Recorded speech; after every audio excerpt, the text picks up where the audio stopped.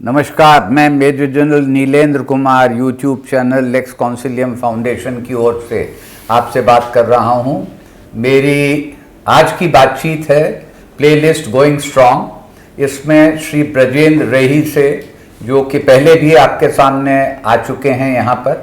82 वर्षीय ब्रजेंद्र रेही जी 1943 में उनकी पैदाइश है और राजस्थान में नाथद्वारा के नज़दीक वहाँ से जुड़े रहे और लगभग 60 वर्ष का आपका पत्रकारिता, मीडिया, संचार, फिल्म जगत, टेलीविज़न से जुड़ाव है। दिल्ली में प्रमुख पत्रों के लिए आपने काम किया, माया पत्रिका के लिए बहुत योगदान दिया। आपकी फिल्में, दूरदर्शन के लिए फीचर, ट्राइबल एरियाज में काम, गांधी जी के ऊपर काम, अथाह काम आपका है। और आपके काम की लोकप्रियता ये है कि आज से लगभग 30 वर्ष पहले जो इन्होंने टुनटुन के ऊपर या जीवन के ऊपर या दिलीप कुमार के ऊपर जो फिल्म्स बनाई, वीडियो बनाई, वो आज तक दर्शकों को अपनी ओर खींच लेती हैं। यहाँ पर मैं उनसे बात कर रहा हूँ उनकी किताब यहाँ वहाँ से, और इस पुस्तक में उनका ध्यान मैं आकर्षित करना चाहूँगा। इसके अध्याय जो कि 19, 20, 21 और 22 में हैं, ये 4 अध्याय ब्रजेंद्र जी आपके जुड़े हुए हैं भारत के क्रिमिनल जस्टिस सिस्टम के, और उसमें भी मृत्युदंड से।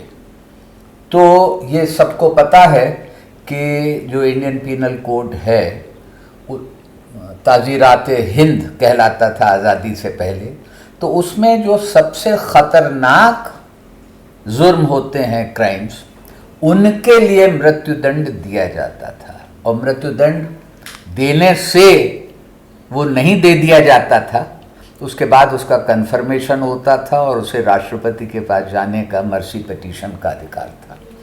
तो आज मैं चाहूँगा कि दर्शकों से इस मृत्युदंड के सिलसिले में आपके क्या इंटरव्यूज़ हुए, क्या आपने जानकारी हासिल की, उसके बारे में कुछ बताएं। नमस्कार, आपका भी अभिवादन। और आप अपने विषय के विशेषज्ञ हैं, मैं कानून का विशेषज्ञ नहीं हूँ, और मैंने जो भी कुछ लिखा है वो विशेषज्ञों से बातचीत करके लिखा है। तो लगभग 35 साल पहले की बात है, तब एक देश के बड़े समाचार पत्र के लिए मुझे मृत्युदंड पर लिखने के लिए एडिटर ने कहा था, और एक कवर स्टोरी थी। और उससे पहले जब मैं माया में नौकरी करता था, तब हमने मृत्युदंड पाए कैदियों पर साक्षात्कार करने थे। मेरे ब्यूरो चीफ ने और एडिटर ने कहा कि आप इस पर करिए। तो हम 2-3 लोगों की टीम थी, तो हम देश के अलग अलग राज्यों में गए और हमको भारत सरकार से, राज्य सरकार से अनुमति मिली जेलों में जाने की। और मुझे जेलों में बंद कैदियों से वहाँ जेल के अंदर जा कर के बातचीत करने का मौका मिला। मैं राजस्थान का होने के कारण वहाँ पत्रकारिता के क्षेत्र में शुरुआत थी और 10-12 साल हो चुके थे, तो मुझे अधिकारियों से परिचय था। और गृह मंत्री ने, गृह सचिव ने परमिशन दी और मैंने जेलों में कैदियों से मुलाकात की। तो मृत्युदंड के बारे में सबसे पहले जब मुझे कहा गया कि आप लिखिए, तो उस वक्त एक जेल सुधार समिति बनी थी। ये 1979 या 80 की बात होगी, 78 की बात होगी। और उसके संभवतः अध्यक्ष थे आनंद नारायण मुल्ला, देश के विख्यात कानूनविद। मैंने उनका साक्षात्कार किया। और राधेकांत सक्सेना राजस्थान में जेल अधीक्षक होते थे, बाद में वो उसके सचिव भी बने। तो मृत्युदंड के बारे में जब मैंने उनसे पूछा कि आप क्या महसूस करते हैं कि होना चाहिए, नहीं होना चाहिए, क्या होना चाहिए, तो आनंद नारायण मुल्ला का जो बात कहनी थी वो मुझे अपनी पर्ची निकालनी पड़ेगी, क्योंकि आजकल मुख्यमंत्रियों का चुनाव भी पर्ची से होता है। तो पर्ची मैं निकाल के देखूंगा, क्योंकि मुझे इतने साल पहले की बात याद नहीं है। तो जेल सुधार समिति की रिपोर्ट में आनंद नारायण मुल्ला ने लिखा, उन्होंने मुझे बताया कि न्यायपालिका को दंड की अवधि कम करने का अधिकार होना चाहिए।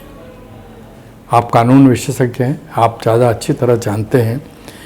और उनका ये भी कहना था कि अगर कानून में ये लिखा है कि मृत्युदंड इसको दिया जाना चाहिए, इसे क्राइम के लिए दिया जाना चाहिए, भारतीय दंड संहिता ये कहती है, फिर भी परिस्थितिजन्य चीज़ों को देख करके उसकी अवधि अगर 3 से 5 वर्ष बताई गई है तो उस अवधि को कम करने का होना चाहिए।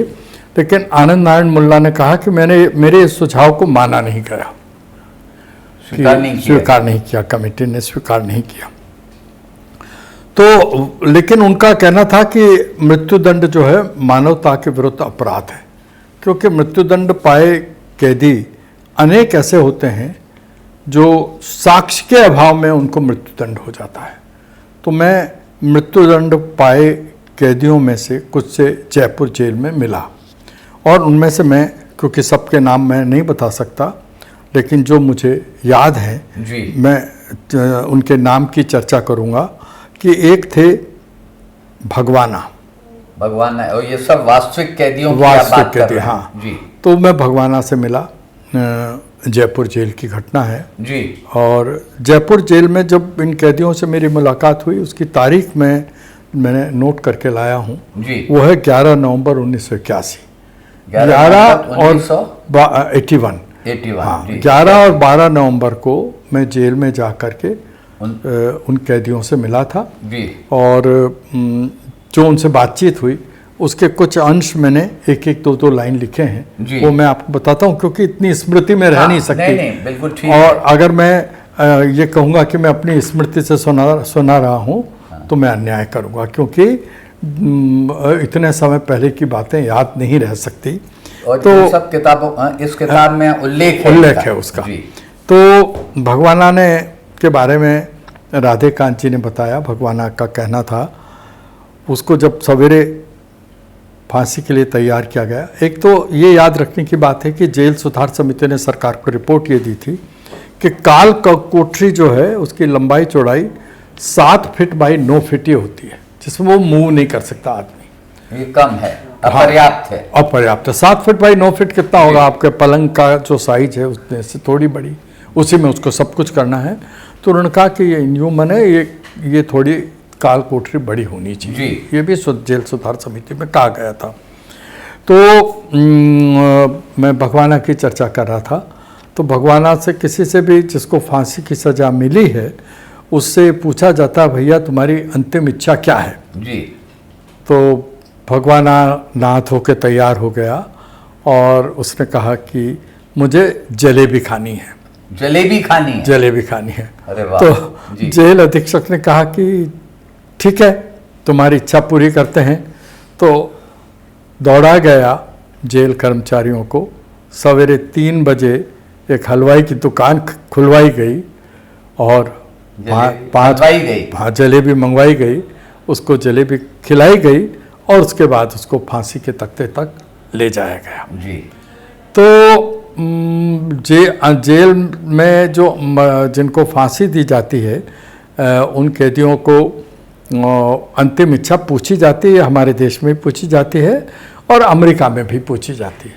अमेरिका में भी ये है कि आपको ऐसा रिवाज, अब ये कानूनी तौर पर है या कैसा है ये मैं नहीं कह सकता, लेकिन अंतिम इच्छा पूछी जाती है। हम सब ने सुना भी है और मेरी जो इवेंट हैं, जो मैंने जिन लोगों से मिला उनके बारे में ये बात है, क्योंकि जिनसे मैं मिला उनमें से कईयों को बाद में फांसी हुई और उससे पहले जिनको फांसी हुई उसके बारे में मुझे जेल अधीक्षक जी से और दूसरे अधिकारियों से बात करके जानकारी मिली।